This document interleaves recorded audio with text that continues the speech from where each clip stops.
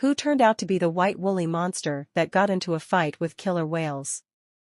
This story hit the pages of newspapers in the fall of 1924. Then the appearance of the monster was discussed by everyone, from scientists to fishermen and grandmothers on benches. Soon the hype in the press died down and they forgot about it until 2010.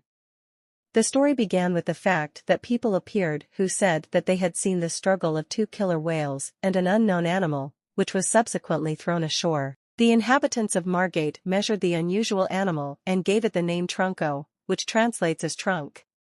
It was the trunk, unusual for sea inhabitants, in combination with the more familiar tail, that caused much gossip. They say that the creature spent 10 days on the shore, during which time none of the scientists came to the alarmed town, and the beast itself returned to the sea. An unusual monster. Local residents described the animal found on the shore as a creature covered with hair and devoid of a head. Instead, a trunk, reminiscent of an elephant's trunk, simply came out of its body. The creature's tail looked like a whale's. Some said it was a polar bear living in the water, others called it an albino elephant.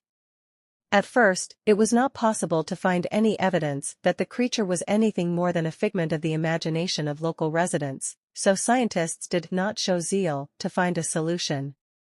Eyewitnesses spoke about the impressive dimensions of the animal, claiming that the diameter of its trunk was 36 centimeters, the length of its tail was 3 meters, and that measurements of its fur showed that it was 20 centimeters long. The length, width and height of the creature were determined as 14, 3, and 1.5 meters, respectively. Return from oblivion. Lost photos of Trunco were found by cryozoologist from Germany Markus Hempler, and published in 2010 by Karl Schucker. In total, we managed to find 4 photographs, each of them had its own source. Scientists concluded that Trunco was not a figment of fantasy, but existed in reality. Experts agreed that the photo shows a typical globster, the remains of a whale, devoid of a head and skeleton. What people called Trunco turned out to be a bag of skin and fat. Eyewitnesses mistook fabric fibers for wool, which separated during the process of decomposition.